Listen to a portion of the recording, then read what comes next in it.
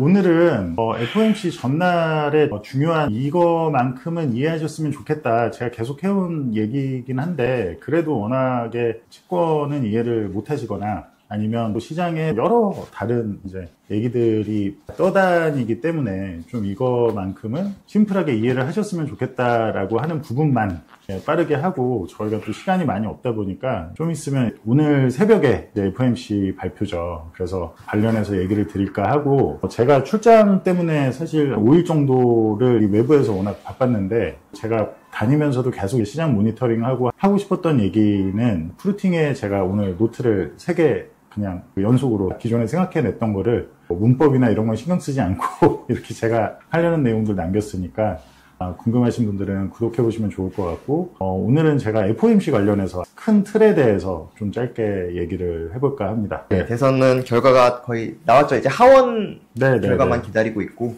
이제 오늘은 또 빅 이벤트 아까 말씀하셨듯이 FOMC 있는데 그 매파적인 FOMC만 구원을 할 수가 있다. 아주 시장이 놀랄 만큼 매파적이어야만 장기채 가격이 구원이 될 거다. 그러니까 장기 금리가 더 오르지 않을 거다. 당분간. 그거에 대해서 조금 풀어서 좀 설명을 해주시면 도움이 될 것 같습니다. 네.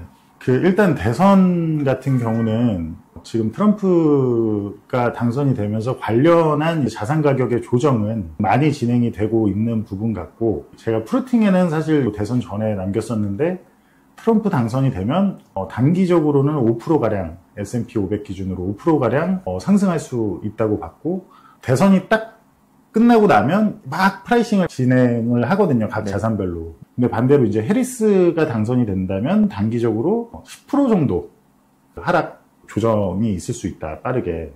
그렇게 봤는데 일단 시장 자체에서 트럼프 당선의 가능성을 더 높인 상황이었고 그렇기 때문에 업사이드로 이제 추가 밸류 될 수 있는 건 5% 정도 단기적으로.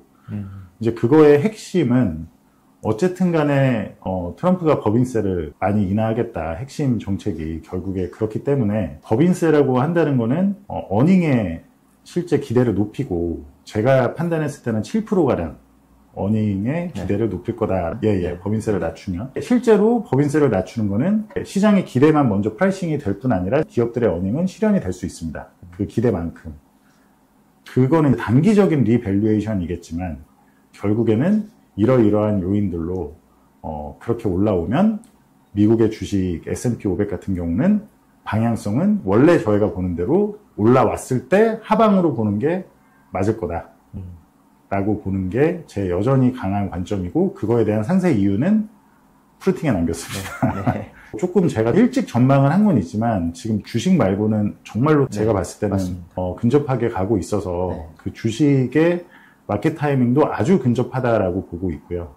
근데 이게 연말까지 이어질지 어떤 이런 과정이 그건 모르겠으나 제가 보는 여러 시그널이나 지표들이 그것 또한 어느 정도 남겨놨지만 아주 근접한 것 같다라고 보고 있습니다. 미국 주식에 대해서는.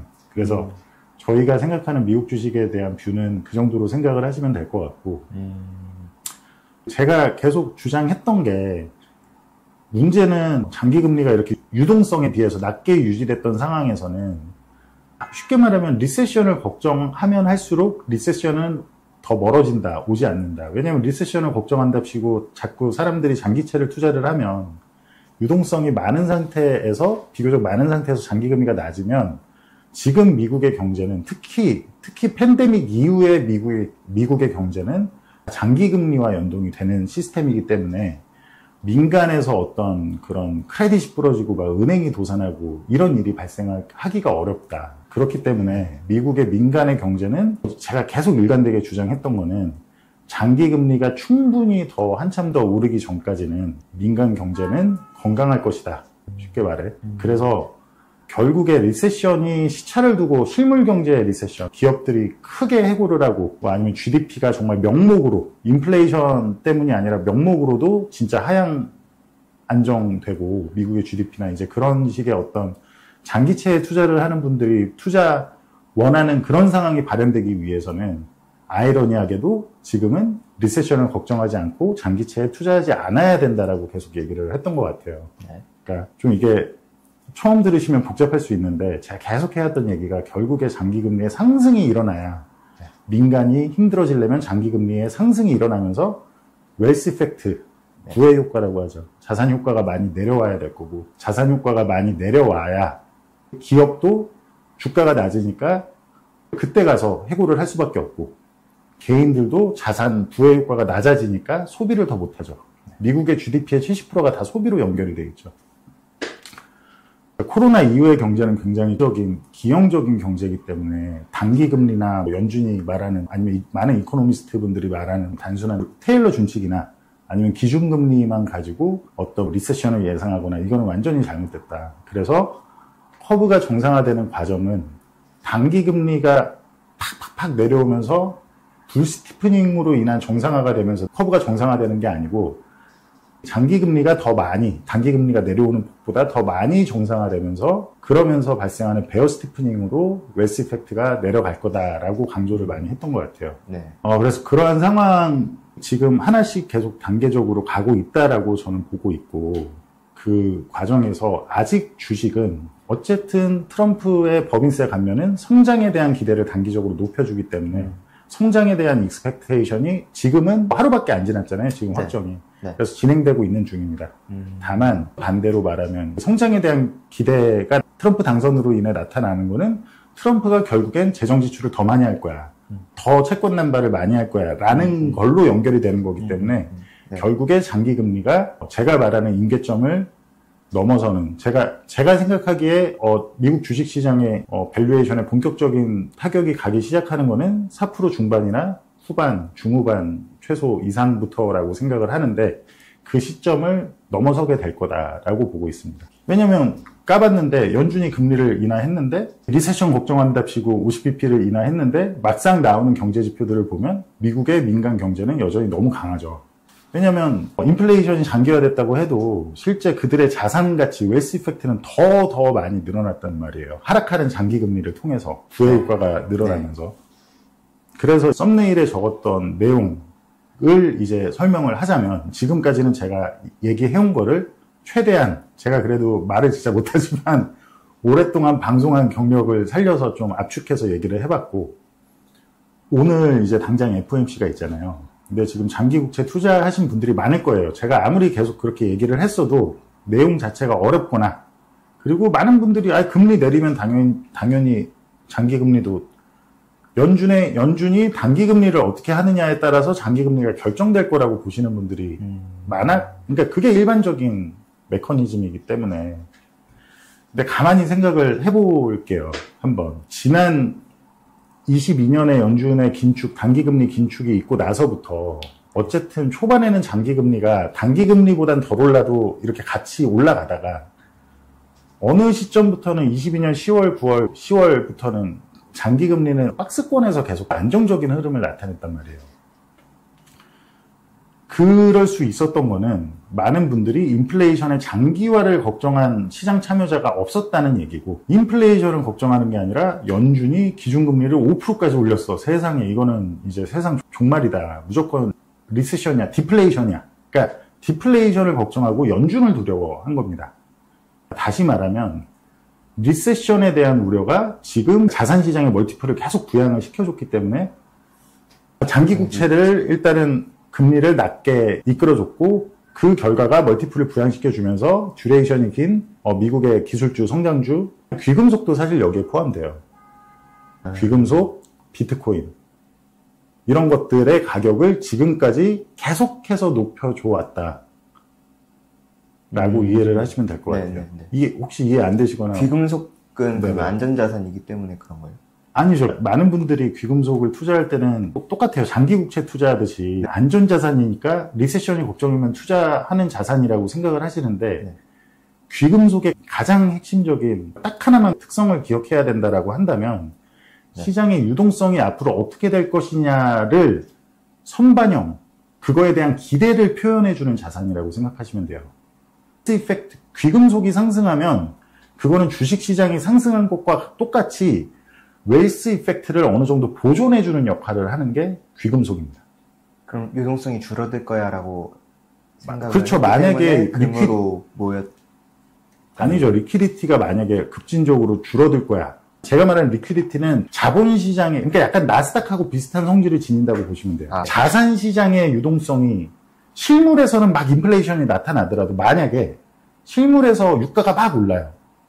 소비자 물가 인플레이션이 나타나더라도 지금 상황에서 만약에 유가가 어떤 지정학적 이유로 막 오르면서 소비자 물가 인플레이션에 큰 반등이 나타나면 그거는 자산시장에 껴있는 리퀴디티, 유동성을 감소시키는 요인이 될까요? 올려주는 요인이 될까요?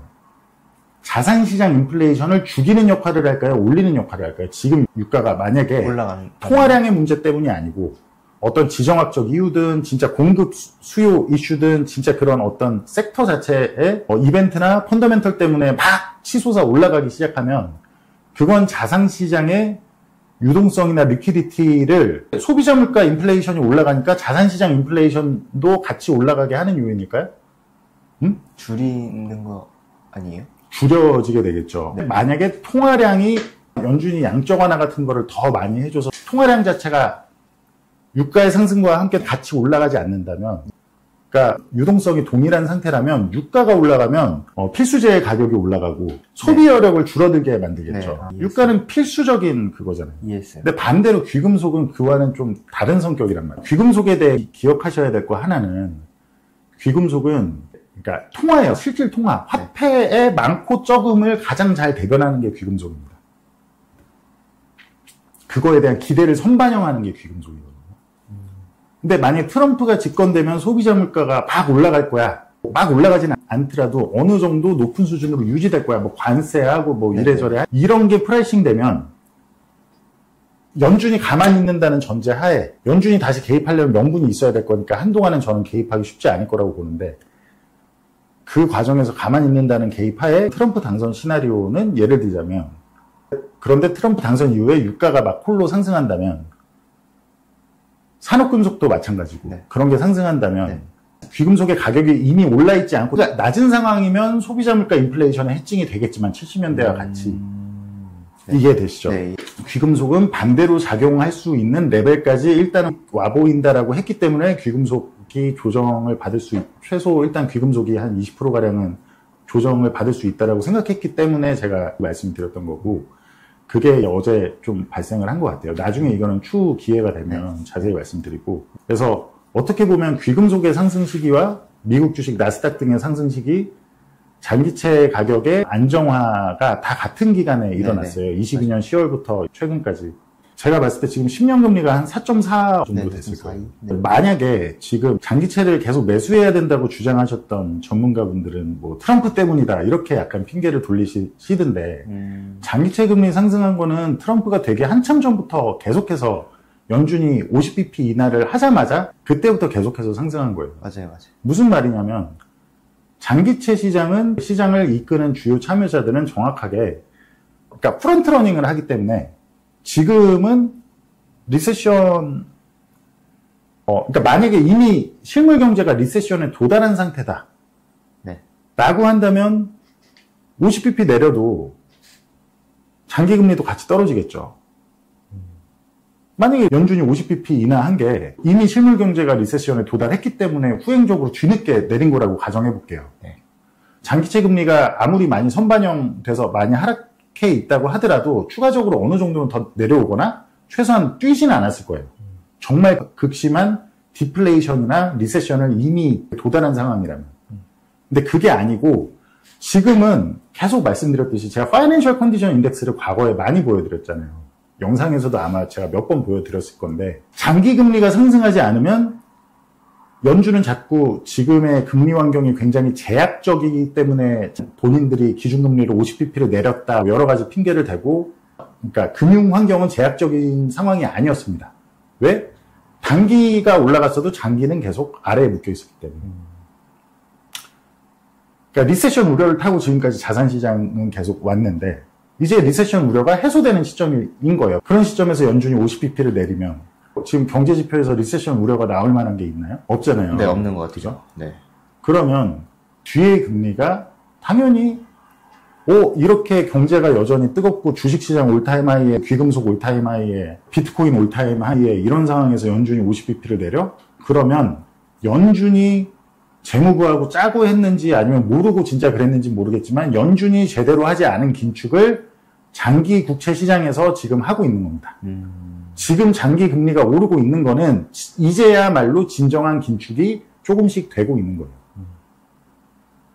제가 얘기하는 거는 최소한 갈 길이 많이 남아있다라고 얘기를 드리는 거고, 그 점을 생각하셔서 만약에 이번 FOMC에서 연준이 정말 매파적으로 한다면 저는 그럴 것 같지가 않고, 어쨌든 제가 봤을 때 향후 몇 개월 동안 연준이 아주 중요한 타이밍인데 연준도 아마 이거를 알고 있을 거라고 저는 생각해요. 근데 연준이 정말로 그거를 그래도 매파적이기에는 분명히 실물 경제가 어려운 점이 존재하거든요. 예를 들면 재무부가 지금 현재 금리에도 이미 GDP 대비 5%, 6%의 이자 비용을 내고 있어요. 부채가 너무 많다 보니까. 달러가 강한 이유가 다른 나라에 비해서는 좀 더 나으니까 이런 얘기들 많이 하는데, 사실상 GDP 대비 메이저 경제 국가 중에 부채 이자 비용으로 GDP 대비 6%가량을 내고 있는 나라는 미국밖에 없습니다. 일본이야 당연히 돈 찍어서 양적 완화를 아직도 하고 있으니까 금리가 낮게 유지가 되고, 일본인들은 디플레이션에 익숙해져 있다 보니까 어떤 상황에서도 막 그렇게 소비를 하고 막 이런 투자를 하고 이게 활발하지 않고 저축 성향이 굉장히 강하죠. 일본은 아직도 양적 완화를 하고 있는 경제와 비교해서 말씀하시는 분들도 계시던데 전혀 다른 상황이고, 미국은 어쨌든 GDP 대비 지금 거의 6%가량의 부채 이자 비용을 내고 있거든요. 그거는 굉장히 사실은 심각한 거고, 그런 여러 가지 요건으로 과연 진짜 매파 당장 이제 앞에 있을 FOMC에서 연준이 할 수 있을지는 저는 모르겠으나, 이번에 25bp 인하하면서 앞으로 12월은 무조건 동결이고, 사실 최종 금리는 터미널 레이트는 너희가 원래 예상한 것보다 훨씬 높아질 거야. 그리고 그거를 정말 강경하게 얘기하고 정말로 강경하게 하지 않는 한은 장기 금리가 일시적으로라도 반락을 한다면 그거는 항상 매도하기 위한 포인트가 될 거라고 저는 생각을 합니다. 이해가 안 되시는 분들 있으시면 남겨주시고, 어쨌든 많은 시장 참여자나 뭐 채권 애널분들도 다 똑같아요. 그냥 하는 얘기가 양적 긴축을 예를 들어 이번에 끝낼 수 있다. 끝내면 장기금리 하락할 거다. 이런 얘기 많아요. 네. 제가 장담하는데 양적 긴축 만약에 끝낸다고 그럼 어디 나오지도 않을 거라고 보는데, 양적 긴축을 이번 FOMC에서 끝낸다라는 얘기가 나오면 장기금리는 훨씬 더 크게 상승할 겁니다. 만약에 어떤 거라도 FOMC가 매파적이지 않고 비둘기적이었는데, 이거 완전 모든 언론에서 잘못 짚고 있는데, 제가 봤을 때는 매파적이지 않고 비둘기적인데 그에 따라서 비둘기적으로 FOMC가 했는데 그에 따라서 장기금리가 일시적으로라도 하락한다. 그거는 매도를 위한 포인트라고요. 하락하면 매도를 해야 된다는 게, 그러니까 장기금리 상승에 베팅하기 좋은 변동성이 온 거라. 네네. 이해되세요? 네네. 장기국채 가격이 연준이 비둘기적으로 했는데 그와 맞춰서 연준이 아주 비둘기적으로 했는데 장기국채 가격이 반등한다? 네. 그거는 타이밍이 네. 채권 공매도를 위한 타이밍이라고요. 전문 기관 투자자분들은 그렇게 이해를 네네. 하시는 게. 이해했습니다. 제가 봤을 때는 최근의 흐름을 출장 갔을 때나 뭐 여러 가지 보니까, 제가 최근 한 5일 진짜 좀 빡셌거든요. 그 시점이 장기채 텐트럼이나 이런 게 제 생각에는 가까워져 온 것 같고, 일단 기본적으로 5%는 무조건 넘긴다라고 저는 보고 있습니다. 그리고 굉장히 매파적으로 연준이 하더라도 그러면 수개월의 단기적인 장기 국채 가격의 저점이 형성될 수는 있고 수개월 반등을 할 수도 있을 거예요. 한마디로 트레이딩 관점에서 장기 국채에 진입할 수 있는 시점이 올 수 있을 겁니다. 만약에 연준이 굉장히 매파적이라면. 그러니까 완전히 반대예요. 꼭 시장 참여하시는 분들이, 저희 독자분들이 아셨으면 좋겠는 게, 일반적으로 알고 계신 그 메커니즘과 완전히 반대인 거시경제 상황이라는 걸 인지를 하셔야 된다는 겁니다. 그래서 만약에 정말로 시장이 놀랄 만큼 매파적으로 나온다면 단기 장기 국채의 트레이딩 관점이 올 수도 있겠지만, 그것 또한 제가 봤을 땐 미국은 어쨌든 지출을 계속 늘려야 되거든요. 네. 장기적인 관점에서 쿠폰 발행을 더 엄청 많이 할 수밖에 없고 좀 지연되는 거지. 어쨌든 단기로는 트레이딩 오케이 한 시점이지만, 만약 정말 매파적이라면, 그게 아니고 어설프거나 아니면 지난번처럼 비둘기적이다 이러면 국채의 반등은 매도 포인트로 생각하는 게 맞을 거라고 저는 생각을 합니다. 그게 제가 얘기를 하고 싶었던 관점이었고, 그거에 맞춰서 다른 자산 가격의 메커니즘도 잘 생각을 해보시면 그 와중에 이제 중국은 내일 전인대 발표를 하죠. 부양책도 나오고 여러 가지 메가 이벤트가 거의 끝나가고 네.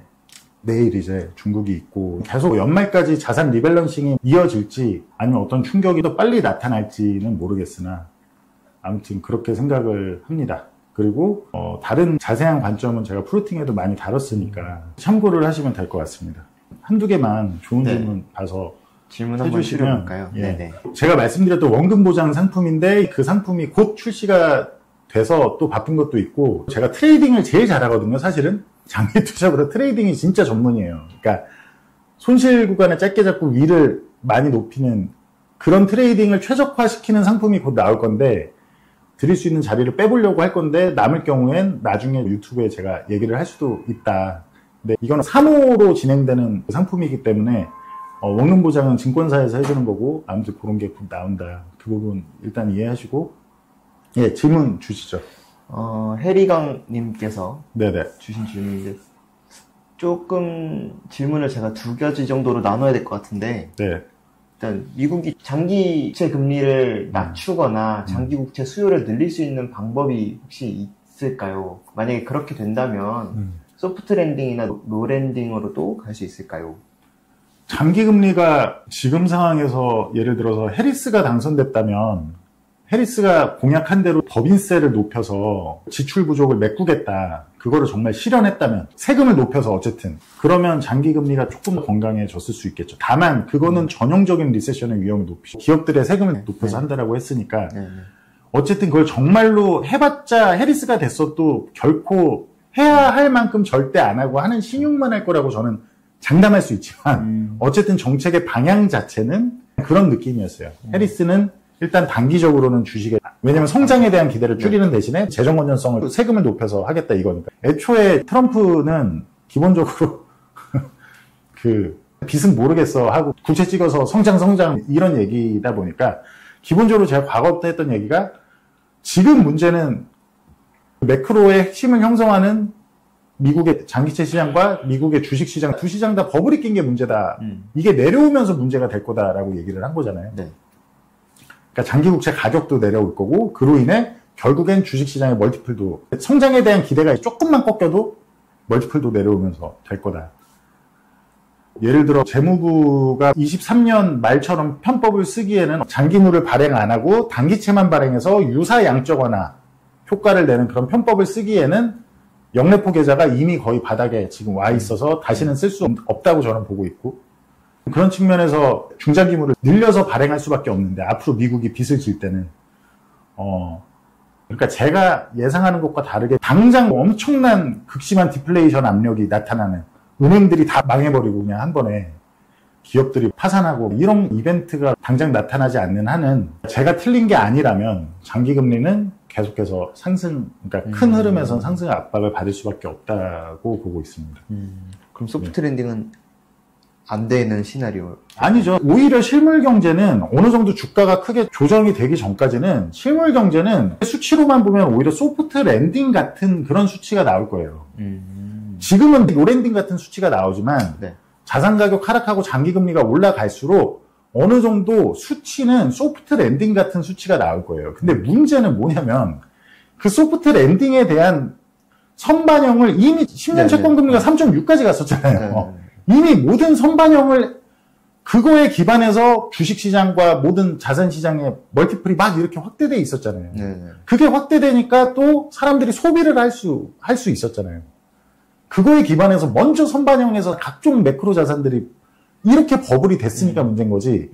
주식은 실제 미국 경제가 성장할 수 있는 것보다 너무 과하게 성장에 대한 기대가 지금 높아져 있어서 문제고 채권 가격은 이번에 장기채 금리 상승하기 전까지는 모든 소프트 랜딩에 대한 프라이싱은 다 끝났고 완전히 디플레이션에 대한 것까지 모든 소프트 랜딩에 대한 프라이싱이 이미 다 선반영이 돼 있었기 때문에 문제라는 거예요. 그러니까 채권 시장이 희망하는 것보다는 민간 경제는 훨씬 더 건강한 상황이었기 때문에 문제였고 채권 시장은 민간 경제가 이미 부러지고 막 이런 게 아니면 더 이상 먹을 게 없을 정도로 내려왔었다고요. 10년 금리가 3.6까지 내려왔으니까. 이게 제가 그 블로그에 7월 정도에 제가 이 현상에 대해서 썼던 게 아직 블로그에 전체 공개로 남아있어요. 제 블로그에. 그 링크를 저희가 댓글로 고정해 드릴 테니까 네. 그거를 보시면 좀 무슨 얘기인지 아실 텐데 지금 문제는 미국의 장기채권 시장과 미국의 주식 시장이 둘 다 민간 경제야 당연히 정부가 계속 부채 발행해서 이렇게 떠밀어주고 하니까 어느 정도 지금 이게 유지가 되죠. 근데 그거를 넘어서 자기들이 좋아하는 쪽으로 동상이몽을 하면서 주식은 채권 시장은 막 디플레이션을 걱정하는 프라이싱까지 가 있고 그렇게 해서 고평가가 돼 있고 주식 시장은 실현될 수 없는 성장에 대한 기대를 프라이싱하고 있는 게 문제라는 거예요.